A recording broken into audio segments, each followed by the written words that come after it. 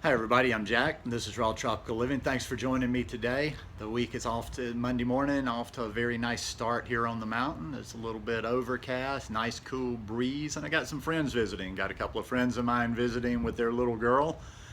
Wasn't able to go with them, but I just see a hummingbird hovering around over there. Wasn't able to go with them, but and I'd have liked to, but they just actually went to the zoo. Now, actually, before anybody says the zoo, oh my God, we don't do zoos. This is a place called Zooave, Zooave, and it's not too far from the house here. It's in Alajuela, and it's basically a rescue place. All of the animals in the place have been put there because of some sort of injury or for some reason they can't be in the wild. So it's a great place. Like for the monkeys, they have huge areas where they can run around. It's not like they're just in little cages. And it is a chance for people to see most of the animals that are indigenous here to Costa Rica. But like I say, once again, there's no animals living in captivity. All the animals are there for being rescued, and I'm sure, and I know they're trying to put as many back out into the wild as possible. But anyway, that would have been nice to go with them, but I'm sure I'll see some photos. They have a 3.5-year-old, so she's going to have a blast there.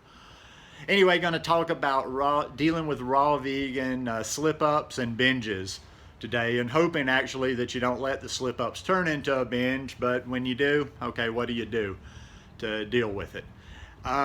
Especially when it comes to this subject, like 99% of it all is up here. Most of the time, like a slip up, there's nothing really you're going to slip up doing that is that catastrophic.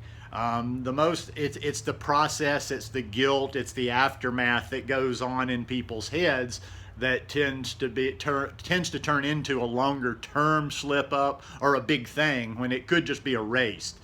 Simple psychology, but you just have to play a little bit of a trick with your brain.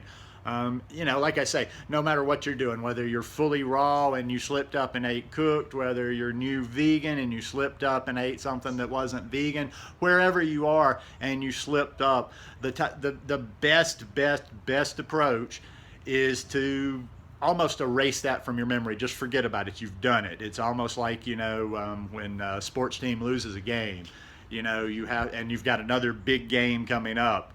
You've got to erase that from your memory. You can't have that lingering. You can't have that residual, oh my God, going back over it in your brain. You just, to the most part, have to erase it. I say to the most part because you do kind of want to remember, and you might kind of want to take a little bit of information to deal with the next possible time you want to eat something that doesn't serve you. Like, maybe what were the triggers?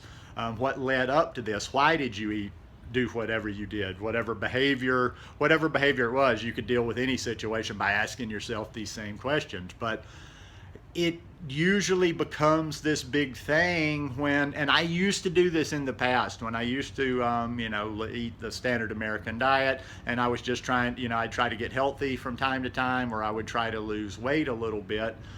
I would be the same, I would be on some sort of a diet or some sort of a program, and I would eat something bad, according to how I was eating at the time, or something that I didn't fit into the program, whether it was calorie wise or whatever. And then that would just turn into this major, oh God, now I've screwed up. And then I would always have this mentality, well, you've screwed up for today, or you've screwed up this week, you might as well just go ahead and enjoy it, and then that's when the slip up rolls into a binge. It's like, okay, well, I'll get back on track. And I used to kind of play these weird little games like, okay, well, now just go ahead and be bad until you get back on the wagon. The best thing to do is just like, okay, tonight I ate something, I shouldn't have eaten that, I don't want to eat that, I don't know why I ate that, I'm feeling crappy because I ate that. Just stop. It was one meal. You haven't really done that much damage. It's where you go from here that's really going to matter. Now, I don't care what garbage you ate for dinner one night. You get back on that, you just get right back on that horse the next day. You just get right back to doing what you do. If it makes you feel any better, sometimes people feel better doing some sort of a little something purging of the body after doing something that that's bad in their definition or bad, how they're trying to live. So, sometimes if you may want to do that, you don't need to do some sort of major cleanse to repair damage from one meal. But if you want to, I used to do things like this, like take the next day and be very light about it. Maybe like the next day, it's mostly fruit, high water content. Maybe you don't add overt fats the next day and you have just a very light day of cleansing fruit, drinking lots of water, flushing the system. That's optional. But basically just go back to your way of clean eating. One meal, one night, even one day, it's not that big of a thing. Now, if it does spin, some people are not going to heed that advice. Some people are going to let it spin, or some people maybe are not as far along in their journey, and eating that, having that slip up triggers things because and it's almost like an addict, a drug addict or a smoker that has smoked again, and then now that urge is just so strong it's overwhelming. So maybe that slip up even leads to a binge for you. Maybe you didn't take care of it immediately, so it leads into a little bit of a binge. So that one bad dinner on Thursday night ends up flipping over through the whole weekend, and come Monday morning you're just having the blues and hanging your head and feeling horrible about yourself.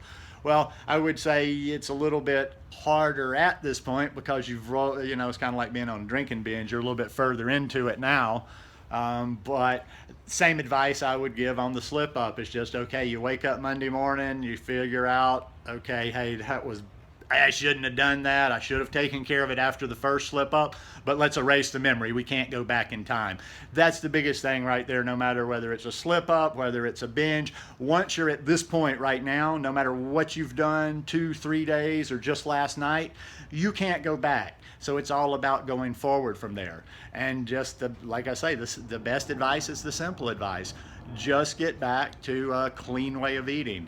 Don't dwell on it. Like I said a little while ago, maybe reflect on it a little bit, but in kind of a more non-emotional type way, not a guilt type way. Just reflect on it and see, like, what happened there, what triggered me to eat something that I really didn't want to eat. But yeah, most of the times people are just making these things, it's like making a mountain out of a molehill.